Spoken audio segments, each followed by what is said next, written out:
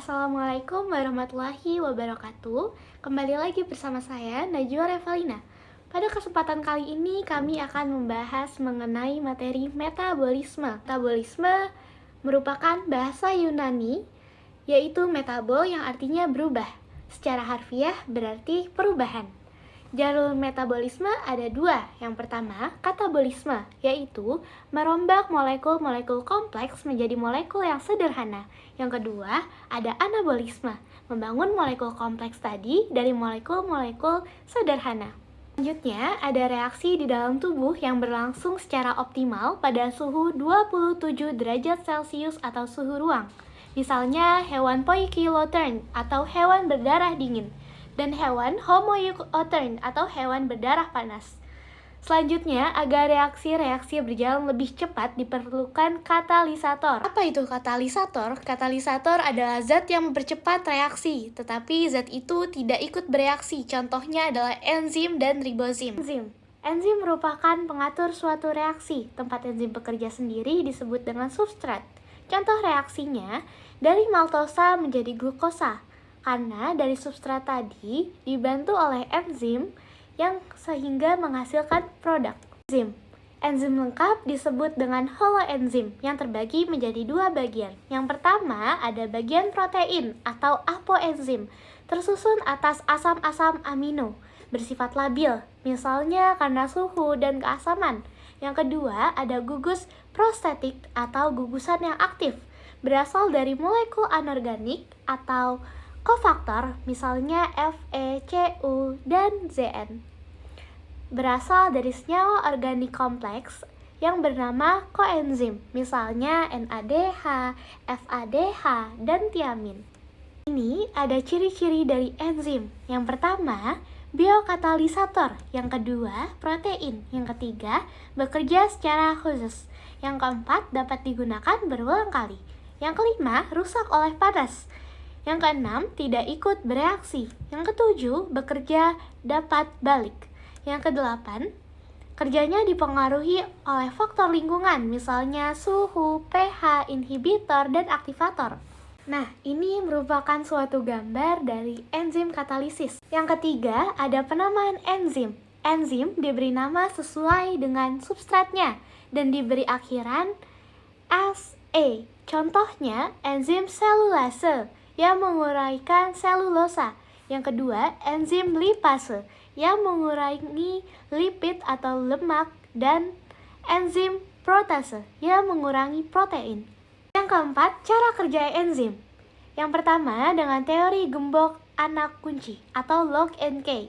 Sisi aktif enzim mempunyai bentuk tertentu yang hanya sesuai untuk satu jenis substrat saja. Yang kedua, ada teori induced fit atau sisi aktif enzim bersifat fleksibel dalam menyesuaikan struktur sesuai dengan substrat. Kelima, ada inhibitor, zat yang dapat memperlambat kerja enzim. Dibedakan berdasarkan sifatnya. Yang pertama, inhibitor reversible, yaitu tidak berikatan kuat dengan enzim. Macamnya inhibitor kompetitif, menempati sisi aktif enzim sehingga substrat tidak dapat masuk. Yang kedua, inhibitor non-kompetitif, tidak mirip dengan substrat dan diberi ikatan pada sisi selain sisi aktif. C. Katabolisme, yaitu reaksi penguraian senyawa yang kompleks menjadi senyawa yang lebih sederhana dengan bantuan enzim, menghasilkan energi. Respirasi, yaitu proses penguraian bahan makanan yang menghasilkan energi. Katabolisme yang pertama yaitu katabolisme karbohidrat. Contohnya respirasi dengan glukosa sebagai bahan baku yang diuraikan menjadi CO2 dan H2O, serta menghasilkan energi. Yang pertama, respirasi aerobik secara sederhana dituliskan dengan C6H12O6 plus 6O2 menjadi 6H2O plus 6CO2 plus 675 kal. Glikolisis yaitu peristiwa penguraian suatu molekul glukosa menjadi asam pirufat, NADH dan ATP. NADH yaitu nikotinamida adenin dinukleotida hidrogen. Berlangsung di dalam sitoplasma. Hasil akhirnya, atom molekul 6C atau glukosa berubah menjadi 3C atau pirufat sebanyak 2 mol. Yang B, energi total yang dihasilkan adalah 4 ATP. NADH akan ditransfer ke rantai transport elektron. Kedua, ada siklus Krebs. Diambil dari nama Hans Krebs, berlangsung di dalam mitokondria, mengubah asetil-CoA menjadi asam sitrat. Hasil akhirnya, piruvat berubah menjadi asetil-CoA, menghasilkan 2 mol NADH, karena yang terlibat adalah 2 atom piruvat. Lalu dihasilkan 1 FADH, 2 dan 4 NADH. Yang C, dihasilkan 1 ATP dan 3 gas CO2.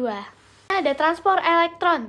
Kita masuk yang ketiga ya. Elektron dan H+ dari NADH dan FADH 2 dibawa dari substrat suatu ke substrat yang lain. Hasil akhirnya yaitu dihasilkan 30 dari 10 NADH plus 50. Dihasilkan dari 4 ATP dari 2 FAD plus 02. Yang C, fermentasi termasuk respirasi anaerobik. Seringkali diistilahkan proses penguraian zat oleh mikroorganisme pengurai menggunakan enzim-enzim yang ada di dalam sel. Fermentasi sebagai perubahan enzimatik dari substansi organik oleh mikroorganisme untuk menghasilkan produk-produk organik yang lebih sederhana. Itu saja yang dapat saya sampaikan mengenai materi metabolisme. Sampai jumpa di video berikutnya. Wassalamualaikum warahmatullahi wabarakatuh.